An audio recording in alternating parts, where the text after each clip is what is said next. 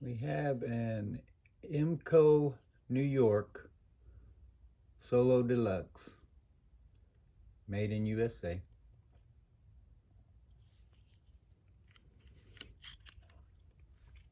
Automatic squeeze lighter.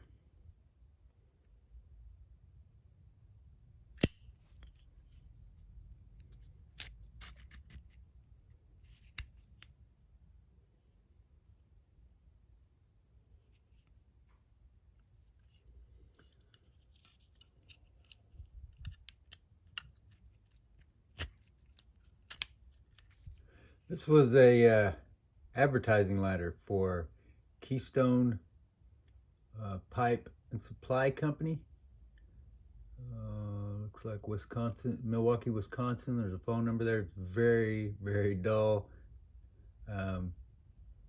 Whatever process they used to put that on the lighter didn't hold up very well over time. Anyway, still a very good lighter.